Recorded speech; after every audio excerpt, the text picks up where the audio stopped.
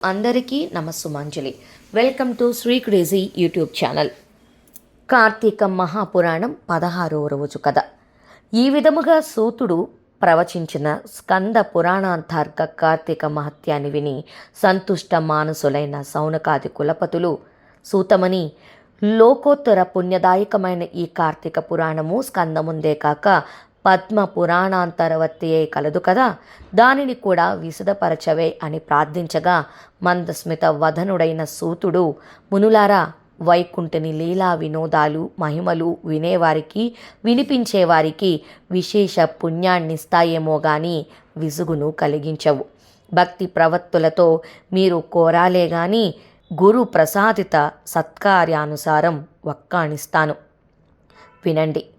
స్కంద పురాణంలో జనక మహారాజుకు వశిష్ఠులు వారెలా ఈ మహత్యాన్ని బోధించారు, అదే విధముగా పద్మపురాణంలో సత్యభామకు శ్రీమన్నారాయణుడైన శ్రీకృష్ణ పరమాత్మ ముకుతః ఈ కార్తీక మాస విశేషాల్ని వివరించబడ్డాయి. పారిజాతాపహరణ. ఒకానొకప్పుడు నారద మహర్షి స్వర్గం నుండి ఒక పారిజాత సుమాన్ని తెచ్చి కృష్ణుడికిచ్చి, ఓ హరి, నీకున్న 16,000 యనమండుగుడు భార్యల్లోనూ నీకు అత్యంత ప్రియమైన ఆమెకి ఈ పువ్వును ఇయ్యమనగా, ఆ సమయానికి రుక్మిణి అక్కడే ఉంది. నందనందనుడు నందనవన కుసుమాన్ని రుక్మిణికి కానుక చేశాడు. ఆ సంగతి తెలిసిన సత్యభామ అలిగింది. ప్రియమైన భార్యకి ఏమంటే నాకియ్యాలి గాని ఆ రుక్మిణికి ఇయ్యడమేంటని కోపించింది. కృష్ణుడు ఆమెకు ఎంత నచ్చ చెప్పినా వినిపించుకోలేదు. పారిజాత వృక్షాన్ని తెచ్చి తన పెరటిలో పెట్టుకునేది లేదంటే ఊరుకునేది లేదని బెదిరించింది. అత్యంత ప్రియురాలైన ఆమె అలక తీర్చడమే ప్రధానంగా తలపించిన అనంత పద్మనాభుడు తక్షణమే సత్యభామ సమేతంగా గరుత్మంతుని అధిరోహించి ఇంద్రుని అమరావతి నగరానికి వెళ్ళాడు. పారిజాత వృక్షాన్ని శ్రీకృష్ణుడు కోరగా స్వర్గ సంపదను భూలోకానికి పంపేందుకు దేవేంద్రుడు అంగీకరించలేదు. తత్ఫలితంగా వారిద్దరి నడుమ ఘోరమైన యుద్ధం జరిగింది. ఎట్టకేలకు ఆ తగువులో దేవేంద్రుడు తగ్గి సవినయంగా పారిజాత ద్రుమాన్ని యాదవేంద్రునికి అర్పించుకున్నాడు. దానవాంతకుడు తెచ్చి ముద్దుల భార్యామణి అయిన సత్రాజితి నివాసంలో ప్రతిష్ఠించాడు. అందువలన అమితానందాన్ని పొందిన ఆ అన్నుల మిన్న తన పెనిమిటితో చాలా ప్రేమగా ప్రసంగిస్తూ, ప్రాణప్రియ, నేనెంతైనా ధన్యురాలిని. నీ 16,000 యనమండుగురు స్త్రీలలోనూ నేనే నీకు మిదుమిక్కిలి ప్రియతమను కావడం వలన నా అందచందాలు ధన్యత్వం పొందాయి. అసలు ఈ జన్మలో నీ అంతటి వాడికి భార్యను కావడానికి, నీతో పాటు గరుడారుడివై బొందెతో స్వర్గ సందర్శనం చేయడానికి కదులుగా చెప్పుకోవడమే తప్ప ఎవరు ఎప్పుడూ కళ్ళారా చూసి ఎరుగని కల్పవృక్షం నా పరటి మొక్కగా ఉండడానికి కారణమేమిటి? నేను నిన్ను తులాభార రూపముగా నారదుడికి దారబోసిన, అలిగే ఆవేశంలో నిన్ను వామపాదాన తాండించిన నువ్వు మాత్రం నా మీద నువ్వు గింజంత కోపం కూడా చూపకుండా ఇలా ప్రేమిస్తున్నావంటే ఈ నీ ఆదరాభిమాన రాగాలు పొందడానికి నేను గత జన్మలో చేసిన పుణ్యమేమిటి? అదీకాక జన్మ జన్మకి నీ జంటను ఎడబాయకుండా ఉండాలంటే నేనిప్పుడింకా ఏమి చెయ్యాలి అని అడిగింది. అందుకు ముకుందుడు మందహాసం చేస్తూ, ఓ నారీలలామా, సత్యభామ, నీవు నన్ను కోరరానిది కోరినా చెప్పకుండా అడిగినా ఇయ్యరాని దానిని ఆశించినా కూడా నీ సమస్త వాంఛలను నెరవేర్చి సంతృప్తురాలను చేయడమే నా విధి. అందుకు కారణం నీ పూర్వజన్మమే అంటూ ఇలా చెప్పసాగాడు.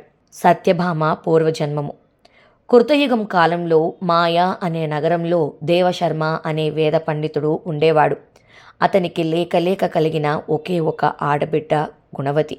బ్రాహ్మణులు, ధర్మాత్ములు, నిత్య సూర్యోపాస్తిపరులు అయిన వారి జీవిత విజ్ఞానానికి మెచ్చిన విష్ణుమూర్తి శైలవులు కానీ, గణాధిపత్యులు కానీ, సౌరవ్రతులు కానీ, సాక్తికేయులు కానీ వీరందరూ కూడా వానచినుకులు, వాగులై, వంకలై, నదులై తుదకు సముద్రాన్ని చెందినట్టుగా నన్నే పొందుతున్నారు. పుత్రభద్రాది నామలతో దేవదత్తునిలాగా నేనే వివిధ నామ రూప క్రియాదులతో 5గా విభజింపబడి ఉన్నాను. అందువలన మరణించిన మామ అల్లులను మన వైకుంఠానికే తీసుకురమ్మని తన పార్షదులకు ఆజ్ఞాపించాడు. పార్షదులు ప్రభువాజ్ఞను పాటించారు. సూర్య తేజస్సు సమకాంతులతో ఆ ఇరువురి జీవాలు వైకుంఠం చేరి విష్ణు సారూప్యాన్ని పొంది విష్ణు సాన్నిధ్యంలోనే మసలసాగాయి. మొదటి అధ్యాయం సమాప్తం. ద్వితీయ అధ్యాయం గుణవతి కథ. పితృ భర్తృ మరణ వార్తను విన్న గుణవతి ఎంతగానో కుంగిపోయినది. కానీ పోయిన వారితో తాను కూడా పోలేదు గనుక మరణం ఆసన్నమయ్యేదాకా మనుగడ తప్పదు గనుక వేరొక దిక్కులైన ఆ యువతి ఇంట్లో ఉన్న వస్తు సంచయాన్నిటినీ విక్రయించి తండ్రికి భర్తకు ఉత్తమగతులకే ఆచరించవలసిన కర్మలను ఆచరింపచేసింది. శేష జీవితాన్ని శేషసాయి స్మరణతోనే గడుపుతూ దేహ పోషణార్థం కూలి పని చేసుకుంటూ ఆధ్యాత్మిక చింతనతో హరిభక్తిని, సత్యాన్ని, శాంతాన్ని, ఇంద్రియదిత్వాన్ని పాటిస్తూ ఉండేది. పరమ సదాచారపరులైన వారింట పుట్టి పెరగడం కావడం వలన బాల్యం నుండి అలవడిన కార్తీక వ్రతాన్ని, ఏకాదశి వ్రతాన్ని మాత్రం ప్రతి ఏటా విడవకుండా ఆచరించేది. కృష్ణుడు చెబుతున్నాడు, సత్య, పుణ్యగణ్యాలు, భుక్తి ముక్తుదాయికలు, పుత్ర పౌత్ర సంపత్ సౌభాగ్య సందకాయులు అయినా ఆ 2 వ్రతాలు నాకు అత్యంత ప్రీతిపాత్రమైనవన్న సంగతి నీకు తెలుసు కదా. కార్తీక మాసంలో సూర్యుడు తులారాశిలో ఉండగా నిత్యం ప్రాతస్నానం ఆచరించే వారి సమస్త పాపాలను నేను నశింపచేస్తాను. ఈ కార్తీకంలో స్నానాదులు, దీపారాధనలు, జాగరణ, తులసి పూజ చేసేవాళ్ళు అంత్యంలో వైకుంఠవాసుడైన శ్రీ మహావిష్ణు స్వరూపులై భావిస్తారు. విష్ణువాలయంలో మర్జనం చేసి సర్వతోభద్రం, శంఖం, పద్మం మొదలైన ముగ్గులను పెట్టి పూజా పునస్కారాలను చేసేవారు జీవన్ముక్తులవుతారు. ఉపరుక్త ప్రకారం కార్తీక మాసంలో నెల రోజుల్లోనూ కనీసం 3 రోజులైనా ఆచరించిన వారు దేవతలను కూడా నమస్కరించదగిన వాళ్ళవుతున్నారు. ఇక పుట్టింది లగాయత్తు జీవితాంతము చేసేవారి పుణ్య వైభవాన్ని చెప్పడం ఎవరి వల్ల కాదు. అదే విధముగా ఆనాటి గుణవతి విష్ణు ప్రియాంకరాలై ఏకాదశి, కార్తీక వ్రతాలను మాత్రం వదలకుండా కడునిష్టతో ఆచరిస్తూ కాలం వెళ్లదీసి కొన్నాళ్ల తర్వాత వయోభారం వల్ల శుష్కించి జ్వరం పడింది. అయినప్పటికీ కూడా కార్తీక స్నానం మానకూడదనే పట్టుదలతో నదికి వెళ్ళి ఆ చలిలో కూడా నడుములోతు నీళ్లకు చేరి స్నానమాడే ప్రయత్నం చేస్తూ ఉంది. అంతలోనే ఆకాశం నుంచి శంఖ, చక్ర, గద, పద్మాయుధాలు ధరించి విష్ణుభ్యులై విష్ణు దూతలు గరుడాతకాయుతమైన విమానంలో వచ్చి గుణవతి నందులో చేర్చి దివ్య స్త్రీల చేత సేవలు చేయిస్తూ తమతో పాటుగా వైకుంఠానికి చేర్చారు. కార్తీక వ్రత పుణ్యఫలంగా పొగలేని అగ్నిశిఖలా ప్రకాశిస్తూ ఆమె హరి సాన్నిధ్యాన్ని పొందింది. అనంతరం శ్రీ మహావిష్ణువైన నేను దేవతల ప్రార్థన మీద దేవకీ గర్భాన ఇలా కృష్ణుడిలా అవతరించాను. నాతో పాటే అనేక మంది వైకుంఠవాసులు కూడా యాదవులుగా జన్మించారు.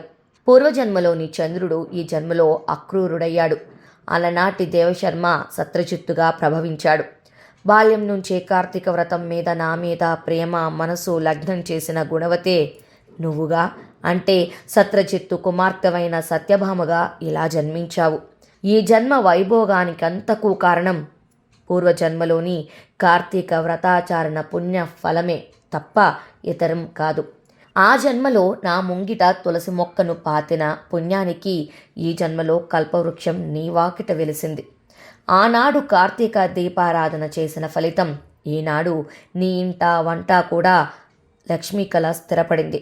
అలనాడు నీ సమస్త వ్రతాచారణ పుణ్యాలను కూడా నారాయణోయేతి సమర్పయామి అంటూ జగతాప్తి అయిన నాకే దారబోసిన దానికి ప్రతిఫలంగా ఇప్పుడు నా భార్యవయ్యావు. పూర్వజన్మలో జీవితాంతం వరకు కార్తీక వ్రతాన్ని విడువని భక్తికి ప్రతిగా సృష్టి ఉన్నంత వరకు నీకు నా ఎడబాటు లేని ప్రేమను అనుభవిస్తున్నావు. సత్రాజితి, నీవే కాదు, నీ మాదిరిగా ఎవరైతే కార్తీక వ్రతానుష్ఠానులను నా భక్తి గరిష్ఠులై ఉంటారో అందరూ కూడా నాకు ఇష్టులై సర్వకాల సర్వావస్థల్లోనూ కూడా తత్కరణాల రీత్యా నా వారుగా నా సాన్నిధ్యంలోనే ఉంటూనే ఉంటారు. రాఘవతి, ఒక్క రహస్యం చెబుతాను విను. తపోదాన యజ్ఞాధికాలను ఎన్నిటిని నిర్వర్తించిన వారైనా సరే కార్తీక వ్రతాచారణ పరులకు లభించే పుణ్యంలో 16వ వంతు పుణ్యం కూడా పొందలేరని గుర్తుంచుకో.